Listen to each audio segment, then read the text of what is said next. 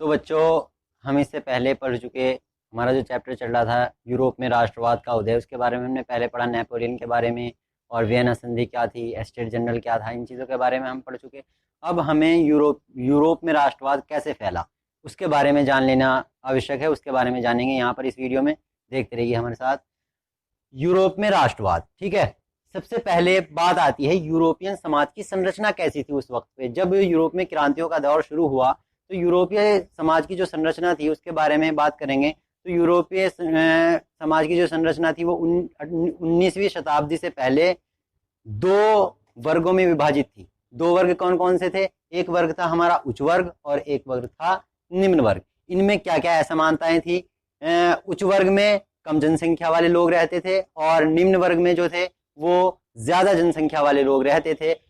दूसरा पॉइंट ये है कि उच्च वर्ग के लोग जो थे वो राजनीति में ज्यादा एक्टिव थे और डोमिनेट करते थे, ठीक है। और यहाँ पर हमारे निम्न वर्ग वाले जो लोग थे वो ज्यादा डोमिनेटिंग नहीं करते थे, यानी कि वो लो क्लास पीपल थे, ज्यादा उच्च श्रेणी के नहीं थे। तीसरा पॉइंट ये है कि इनके पास जमीनें ज्यादा थी। जो उच्च वर्ग के लोग थे उनके पास जमीनें ज्यादा थी, लैंड प्लॉट्स ज्यादा थे।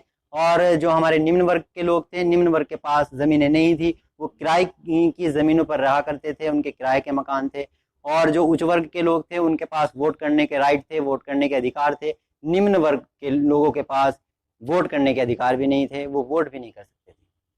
तो इससे आप लोग ये देख सकते हैं कि यूरोपियन सोसाइटी जो थी वो बहुत ही अनइक्वली डिवाइडेड थी। और 19वीं शताब्दी के बाद उसमें एक वर्ग और जुड़ गया जिसे हम नया मध्यम वर्ग के नाम से जानते थे। नया मध्यम वर्ग के अंतर्गत कौन कौन से लोग थे? ज्यादातर पढ़े लिखे लोग थे, इसलिए उन्होंने वहां पर उदारवादी राष्ट्रवाद की घोषणा की और उदारवादी राष्ट्रवाद को फैलाना शुरू किया। वो पढ़े लिखे लोग थे, लाइक जैसे हो सकते हैं डॉक्टर, इंजीनियर्स, उद्योगपति, इंडस्ट्रियल, बहुत पढ़े लिखे लोग होते थे। नया मध्यम वर्ग के अंतर्गत ये लोग जुड़े और इन्होंने उदारवादी राष्ट्रवाद को बढ़ावा देना शुरू किया। अब हम जानते हैं कि उदारवादी राष्ट्रवाद क्या था। तो आइए हम समझते हैं उदारवादी राष्ट्रवाद को, कि उदारवादी राष्ट्रवाद क्या था। उदारवादी राष्ट्रवाद के 4 बिंदु हैं, 4 बिंदु आपके सामने लिखे हुए हैं। पहला बिंदु है व्यक्तियों के लिए समानता, ठीक है, यानी कि सभी व्यक्तियों को एक समान समझा जाए, उच्च वर्ग और निम्न वर्ग ना समझा जाए, सभी व्यक्ति एक समान हो। दूसरा वर्ग है हमारे पास कि कानून के समक्ष सभी को समान अधिकार, कानून के समक्ष सभी को समान अधिकार होना चाहिए। और तीसरा जो है वो सहमति से सरकार बननी चाहिए। और चौथा जो है वो सरकार की स्वतंत्रता होनी चाहिए, यानी कि बाजार की स्वतंत्रता होनी चाहिए। तो बच्चों, उदारवादी राष्ट्रवाद से राष्ट्रवाद का जो दौर था वो शुरू हुआ और राष्ट्रवाद जगह जगह फैला। और इसी वजह से 1789 में फ्रांस की क्रांति हुई, जिसके बारे में हम पहले पढ़ चुके हैं। फ्रांस की क्रांति के टाइम पर राज्य के अंदर तो सारे जो सीमा शुल्क थे वो समाप्त कर दिए गए, लेकिन राज्य से राज्य के बीच में जो सीमा शुल्क था उसको समाप्त नहीं किया गया, उसको खत्म नहीं किया गया। इसके लिए 1834 ईस्वी में एक संघ बनाया गया जिसका नाम ज़ोलवेराइन था, ठीक है। तो जैसे अभी हमने पढ़ा कि 1834 में एक संघ बनाया गया ज़ोलवेराइन, जो सीमा शुल्क को नियंत्रित करता था। और जो फ्रांस में ऐसा था कि फ्रांस में इससे पहले 30 मुद्राएं चला करती थी। कितनी मुद्राएं चला करती थी? 30 मुद्राएं।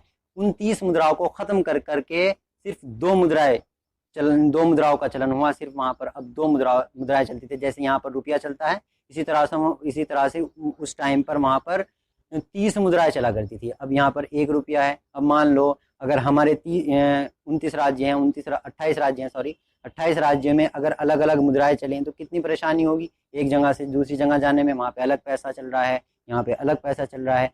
अब पूरे देश में अगर एक ही मुद्रा है तो कितनी आसानी होती है, यही पैसा यहाँ चल रहा है, यही पैसा वहाँ चल रहा है। तो वहाँ पे उस टाइम पे 30 मुद्राएं थी।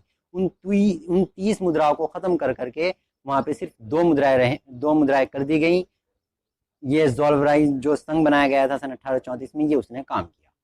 तो बच्चों, नेपोलियन के समय में, नेपोलियन का शासनकाल हम पीछे पढ़ चुके हैं। नेपोलियन का शासनकाल जो था वो सन 1804 से लेकर सन 1815 तक चला। तो नेपोलियन के समय में नेपोलियन ने कुछ ऐसे कानून बनाए थे, उसमें से एक कानून था वोटिंग का कानून। वोटिंग का कानून ये था कि उसने सिर्फ और सिर्फ उन ही पुरुषों को वोटिंग करने का अधिकार दे रखा था जिनके पास जमीनें या कोई जायदाद हो, वे ही वोट कर सकते थे। और जिनके पास कोई जमीन जायदाद नहीं होती थी, चाहे वो औरत हो चाहे मर्द हो, उन्हें वोट करने का कोई अधिकार नहीं था। और शुरुआत संरक्षणवाद यानी कि कंजर्वेटिज्म का, ठीक है। इसके क्या पहलू थे? इसका एक पहलू ये भी था कि सन 1815 ईस्वी में वाटरलू के युद्ध में नेपोलियन की हार हुई थी, जिससे वहाँ पर नेपोलियन का जो शासनकाल था वो ख़त्म हो गया था।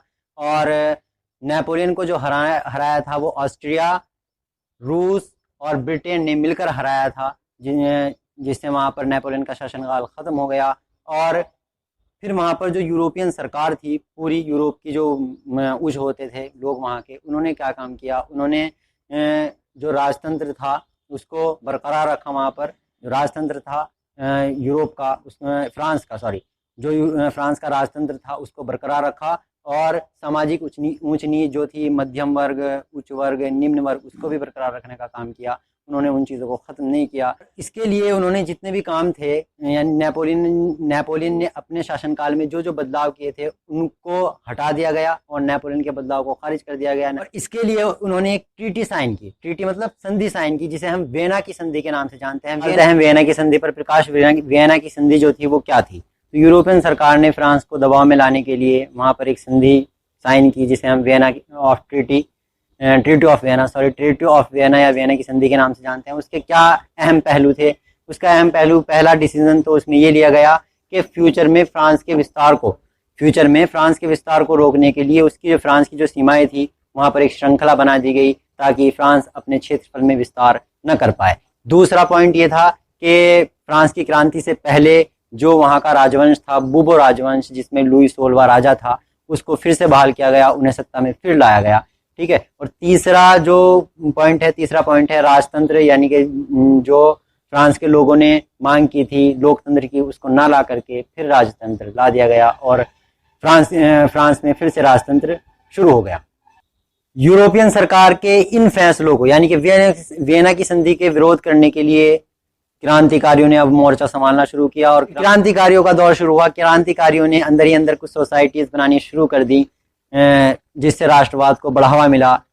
इनमें से एक क्रांतिकारी था जिसका नाम था जूसेपे मैत्सिनी। जूसेपे मैत्सिनी जो था वो इटली का क्रांतिकारी था। उसने यंग इटली और यंग यूरोप का नक्शा पेश किया वहाँ के लोगों के सामने।